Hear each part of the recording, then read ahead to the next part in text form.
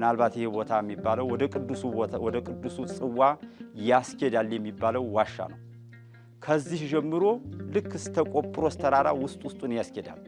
እንዲሁም ደግሞ አባቶቻችን እንደሚነግሩን እስከ አርባራ መድኃኔዓለም ድረስ አርባራ መድኃኔዓለም ባለው በዋሻ ውስጥ ያስወጣል። በዚህ ተገብቶ ነው የሚባለው። ነገር ግን እግዚአብሔር ለኛ ስላልፈቀደልን ጊዜ ገቢር ለእግዚአብሔር ነው። እግዚአብሔር የፈቀደ ጊዜ ስለምንሄደው አሁን በዚሁ ላይ እናቁም። አሁን የምንገኘው በእመእጓል ደብረ ቆጵሮስ ደብረ ክሊና ገዳም ውስጥ ካሉት አንደኛው ቦታ በእመቤታችን ገዳም አካባቢ እንገኛለን። ይሄ ያለንበት ዋሻ ቀደም ሲል አባቶቻችን እንደሚነግሩን ብዙ ታሪክ ብዙ ምስጢር የያዘ ቦታ ነው። እዚህ ቦታ የቀደሙ አባቶች ብዙ ምርምር ለማድረግ ሞክረው ነበር። ግን እስከ መጨረሻው ድረስ ቦታውን ተረድተው አይተው መርምረው መጨረሻውን ታሪኩን ለማግኘት አልቻሉም። ደራሲው ዶክተር አለማየሁ እንደጻፉት በመጽሐፋቸው ላይ በእመጓ መጽሐፍ ላይ እንደገለጹት ዋሻውን አሁን እያየን ነው የምንገኘው። ዋሻው እጹብ ድንቅ የሆነ ዋሻ ነው። በመጀመሪያ ወደ ዋሻው ስንገባ በእግራችን እንሄዳለን ወደ ዋሻው ማለት ነው፣ እንደቆምን እንሄዳለን። ከዚያን ቀጥሎ ግን ድከን ነው አጎንብሰን ገደሉ እንዳይመታን የምንሄደው። አሁንም አጎንብሰን ድከን ከሄድን በኋላ እንደገና የሚያስቆም ቦታ ይገጥመናል። እዚያ ቦታ ላይ ደግሞ ጸሎት መያዣ ሱባኤ መያዣ ነው። ከዚያ ቀጥሎ ደግሞ ስንሄድ ጎንበስ ብለን ድከን እንሄዳለን። ከዚያ መቀጥሎ ያስቆመናል። ከዚያ ቀጥሎ የሚገጥመን ነገር ምንድነው? እኛ አባቶች እንደጎመኘን እንዳየነው ቀጥታ ስንሄድ ጧፍ አበርተን ስንሄድ መልስ ብሎ ጧፉ እጃችንን ይፈጃል። ባትሪው ደግሞ ድብዝዝ ይልብናል። የትንፋሽ እጥረት ይሰማናል። እንዲሁም ደግሞ ያንቀጠቅጣል፣ ያስጨንቃል፣ የትንፋሽ እጥረት ይሰማል። ዋሻው ሲገባ መጀመሪያ ላይ ቆሞ ይገባል። ከዚያ ደግሞ አልፎ አጎንብሶ ይኬዳል።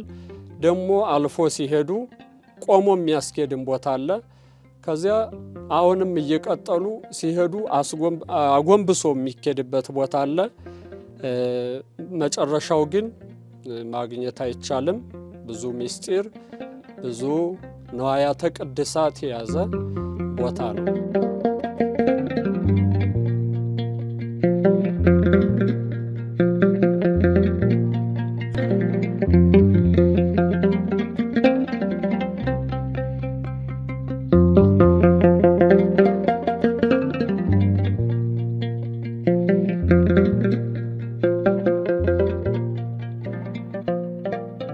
በዚህ ዋሻ ውስጥ አጽመ ቅዱሳኖች እንዳሉም ይነገራል። ብዙ ንዋያተ ቅድሳት ያሉበት ቅዱሳን አባቶች የሚጸልዩበት ቦታ ነው።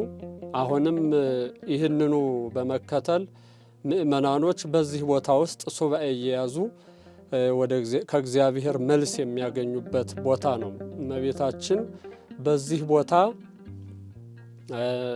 በስደቷ ጊዜ ተሰውራበታለች እያሉም ይነግሩናል አባቶቻችን።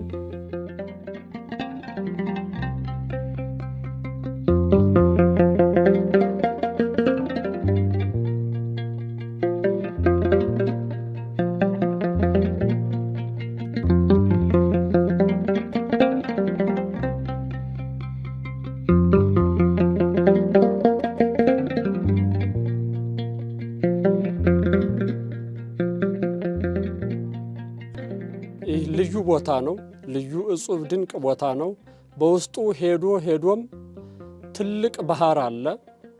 ያንን አልፎ እንደገና አጽመ ቅዱሳንም አለበት። እጅግ እጹብ ድንቅ ግሩም ቦታ ነው።